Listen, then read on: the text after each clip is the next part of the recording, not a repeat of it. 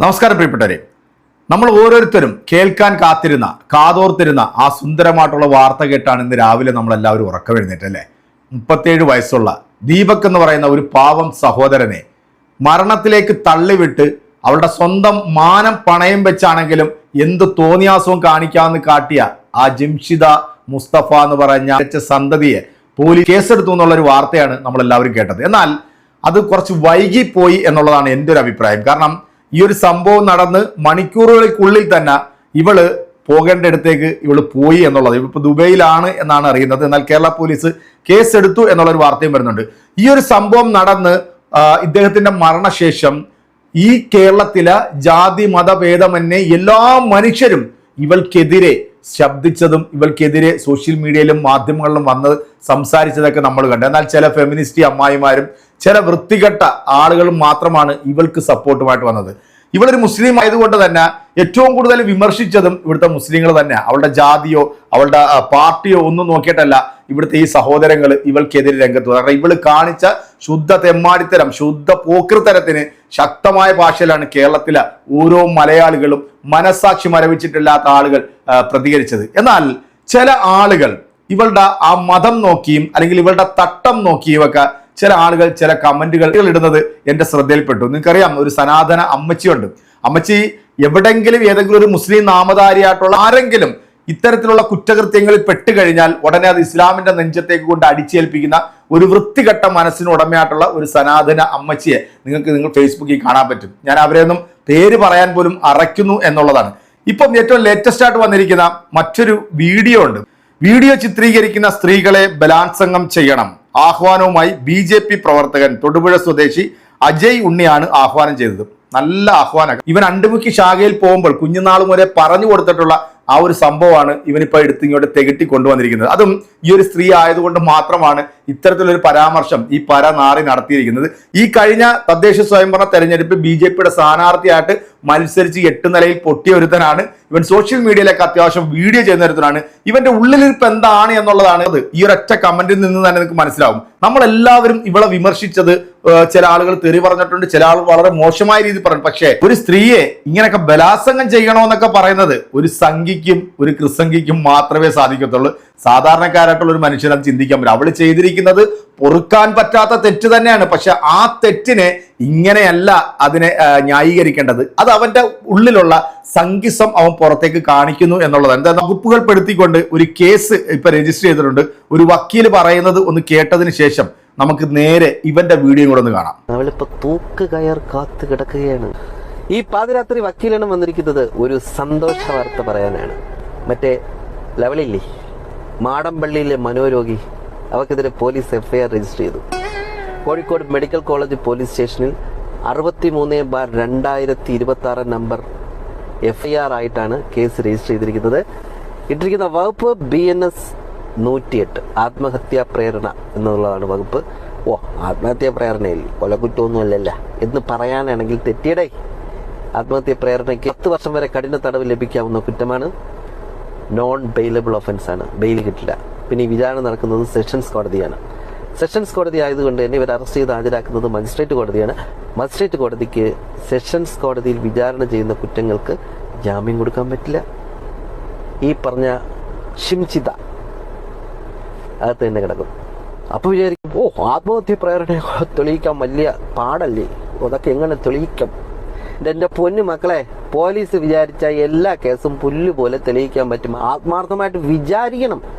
Forensic evidence, digital evidence, സാക്ഷിമൊഴികൾ, അങ്ങനെ എല്ലാ ഡിപ്പാർട്ട്മെന്റും ഒത്തൊരുമയോടെ പ്രവർത്തിച്ചു കഴിഞ്ഞാൽ ഇവളകത്ത് തന്നെ കിടക്കും. പിന്നെ നമ്മളൊക്കെ ഇല്ലേ, അനീതി കാണുമ്പോൾ ഇടപെടുന്ന നമ്മളെപ്പോലുള്ള നല്ല ചങ്കുകളില്ലേ, അവരൊക്കെ ഉണ്ടെങ്കിൽ തീർച്ചയായിട്ടും അവർക്ക് ശിക്ഷ ഉറപ്പാണ്. എനിക്കൊരു ഉറപ്പൊന്നാ. ഈ കഷായം ഗ്രീഷ്മ എന്ന് പറഞ്ഞ ഒരു ലേഡി അറിയാമോ? അവൾ എന്താണ് തെറ്റ് ചെയ്തത്? വിഷം കലക്കി കൊടുത്തല്ലേ ഉള്ളൂ. അതാണെങ്കിൽ അവൾ ഒരു 5 കൊല്ലം കഴിഞ്ഞ് ഇറങ്ങി വരുമെന്ന് പറഞ്ഞിട്ടേ അവളിപ്പോ തൂക്ക് കയർ കാത്തു കിടക്കുകയാണ്. കാലം മാറിപ്പോയി മക്കളെ. നമ്മുടെ ആണുങ്ങൾ പറഞ്ഞാൽ ഇപ്പം കുറച്ചു പേരൊക്കെ കേൾക്കും. ഇനി ആ സംഘിയുടെ മനസ്സെന്താണെന്ന് അറിയട്ടെ. ഇവക്ക് ഈ ശിക്ഷ തന്നെ കിട്ടണമെന്ന് ആഗ്രഹിക്കുന്നവരാണ് കേരളത്തിലെ മഹാഭൂരിപക്ഷം വരുന്ന ജനങ്ങളും. കാരണം ഇവള് കാണിച്ച തന്തയിലായി അതിന് മേളിലാണ് എന്നുള്ളതാണ്. ഇനിയിപ്പോൾ ആ സംഖ്യയുടെ മനസ്സെന്താണെന്നുള്ളത് അറിയണമെന്നുണ്ടെങ്കിൽ ഈ വീഡിയോ നിങ്ങൾ പൂർണ്ണമായിട്ടൊന്ന് കണ്ടോ. അപ്പൊ ഇന്നലെ തൊട്ട് സോഷ്യൽ മീഡിയയിൽ കൂടെ തന്നെ എല്ലാവരും ഒരു പാവം പെൺകുട്ടിയെ കുറിച്ച്, അതും മാന്യമായിട്ടൊരു വീഡിയോ എടുത്ത് പോസ്റ്റ് ചെയ്ത ഒരു പെൺകുട്ടിയെ കുറിച്ച്, അതുകൊണ്ട് ഒരാൾ ആത്മഹത്യ ചെയ്തല്ലേ ഉള്ളൂ. ഇങ്ങനെയെല്ലാം ചെയ്തിട്ട് ആ പെൺകുട്ടിക്ക് വിഷമം വന്നിട്ട് ആ പെൺകുട്ടി വേണ്ടാത്ത എന്തെങ്കിലും ചെയ്തു കഴിഞ്ഞാൽ നിങ്ങൾ സമാധാനം പറയോ? നിങ്ങൾ ആരെങ്കിലും ഈ പറഞ്ഞ സമാധാനം പറയോ? ഇതെന്റെ വാക്കുകളല്ല, ഇത് ദീപാവലിക്കും വിഷുവിനും ഒക്കെ പ്രത്യേകം വരുന്ന സാധനങ്ങളുണ്ട്. ആ സാധനങ്ങളിൽ ഒരു സാധനങ്ങളുടെ ഒരു വാക്കാണ് ഞാൻ പറഞ്ഞത് ഇന്നലെ സോഷ്യൽ മീഡിയ കണ്ടത്. അങ്ങനെ പറയാൻ കാരണം പറഞ്ഞാൽ ഇത്തരക്കാരെ ഈ സാധനങ്ങളുടെയൊക്കെ വീട്ടിലുള്ള ഏതെങ്കിലും കമ്പിത്തിരിക്കോ പൂത്തിരിക്കോ ഒക്കെയാണ് ഇതുപോലത്തെ നാണംകെട്ട ഇടപാട് നാട്ടുകാരുടെ മുന്നിൽ നാണംകെട്ട് മാറിപ്പോകുന്ന അവസ്ഥ വരുമ്പോൾ ചെയ്യുന്നത്, അല്ലെങ്കിൽ ബുദ്ധിമുട്ടുണ്ടാവുന്നത്, ഇത്തരക്കാർക്ക് ബുദ്ധിമുട്ടുണ്ടാവണമെങ്കിൽ അങ്ങനെ തന്നെ നമ്മുടെ ദീപക്, മരിച്ചുപോയ ദീപക്കിന് ആദരാഞ്ജലി അർപ്പിക്കുന്നു. ഇനി ഇതിന്റെ അകത്തൊക്കെ പീഡന കേസിൽ ജയിലിൽ പോയാലും നിങ്ങൾക്കൊക്കെ എന്തിനാ പേടിക്കണേ? നമ്മുടെ സർക്കാർ, സന്മനസ്സുള്ള സർക്കാർ 620 രൂപ വെച്ച് നമുക്കൊക്കെ ഈ എന്ത് കേസ് കെട്ടിനും ചെന്നാൽ ദിവസം ചുമ്മാ ഇരുന്ന് 4 നേരം ഫുഡും എല്ലാം കഴിഞ്ഞ് 620 രൂപ കിട്ടും. ഇനി എന്തിനു പേടി? മാനസികമായി താങ്ങാൻ പറ്റില്ലാത്ത, മനസ്സിന് വലിപ്പമില്ലാത്ത ആളുകളോട് മാത്രമായിട്ടാണ് എനിക്കിനി പറയാനുള്ളത്. ഇത്തരം ദുരനുഭവങ്ങൾ ഇനിയും ആണുങ്ങൾക്ക് പലതും നേരിടേണ്ടി വരും. അപ്പോൾ ചെയ്യേണ്ട കാര്യം എന്ന് പറഞ്ഞാൽ, എന്തായാലും ഇങ്ങനെ ഈ ആവശ്യമില്ലാത്ത അല്ലെങ്കിൽ അനാവശ്യമായി ഇങ്ങനെ ഒരു നാണം കെടുത്താൻ ഒരു ശ്രമം നടന്നു കഴിഞ്ഞാൽ, മരിക്കണമെന്ന് തോന്നി നമ്മൾ ഉറപ്പിച്ച് പിന്നെ നാണം കെട്ടു മരിക്കണമെന്ന് തോന്നിയാൽ ചെയ്യേണ്ടതെന്ന് പറഞ്ഞാൽ, എന്റെ അഭിപ്രായത്തിൽ ഇങ്ങനെ ഈ അപരാധം പറഞ്ഞുണ്ടാക്കുന്നവരെ നേരെ ചെന്നിട്ട് ഒന്ന് ബലാത്സംഗം ചെയ്തിട്ട് ഒന്ന് പോയി മരിക്കുക. അപ്പോൾ നമ്മൾ ചെയ്ത കുറ്റം ചെയ്തു എന്നുള്ള ആ മനസ്സിന്റെ ആ പശ്ചാത്താപത്തോടെ മാന്യമായിട്ട് മരിക്കാം. അല്ലാണ്ട് ഇതൊരു കുറ്റവും ചെയ്യാണ്ട് നമ്മൾ ഒരു ഭീരുവിനെ പോലെ മരിക്കേണ്ട ഒരു കാര്യവുമില്ല. ഇവിടെയൊക്കെ നിയമം എന്ന് പറഞ്ഞാൽ, ഇപ്പോൾ നിലവിലുള്ള നിയമം എന്ന് പറഞ്ഞാൽ, ഇപ്പൊ ഇങ്ങനെ വന്നു കഴിയുമ്പോൾ പെണ്ണുങ്ങളെ, ലേഡീസ് എല്ലാം അതിജീവിതയാവും. അല്ലാത്ത നമ്മുടെ ആണുങ്ങൾ, പുരുഷന്മാരെല്ലാം അപരാധി പോലും ആകും. അതാണ് ഇപ്പോഴത്തെ അവസ്ഥ. അത് ഒരു മാറ്റം വരണം. അപ്പൊ നിങ്ങൾ എല്ലാവരിലേക്ക് എത്തിക്കുക. എന്റെ അഭിപ്രായം ശരിയാണോ തെറ്റാണോ എന്ന് എന്ത് വേണമെങ്കിലും ചെയ്തോ, എന്തായാലും എനിക്ക് പ്രശ്നമില്ല.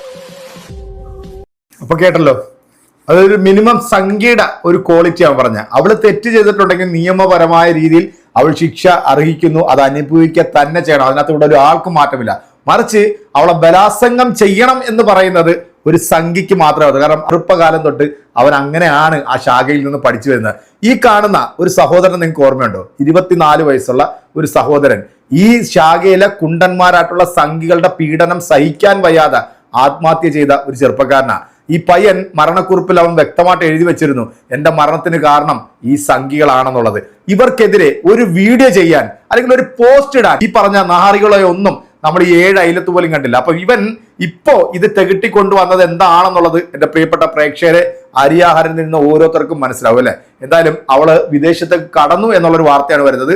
ഇനി എത്ര രൂപ സർക്കാർ ഇതിനു വേണ്ടി ചെലവാക്കേണ്ടി വന്നാലും അവളെ പോകേണ്ടടുത്ത് പോയി പൊക്കിക്കൊണ്ട് വന്ന് നിയമപരമായ രീതിയിൽ അവളെ അർഹിക്കുന്ന ശിക്ഷയ്ക്ക് വിധേയമാക്കണം എന്ന് തന്നെയാണ് എൻ്റെ അഭിപ്രായം. ഇനിയും ഒരു ചെറുപ്പക്കാരനും ഇത്തരത്തില് ഒരു ദുരവസ്ഥ ഉണ്ടാകാതിരിക്കട്ടെ എന്ന പ്രാർത്ഥനയോടുകൂടി ആ കുടുംബത്തിന് ക്ഷമയും സഹിക്കാനുള്ള സഹനശക്തി ദൈവം തമ്പുരാൻ കൊടുക്കട്ടെ എന്ന പ്രാർത്ഥനയോടുകൂടി ഞാൻ ഈ വീഡിയോ വൈൻഡപ്പ് ചെയ്യാണ്.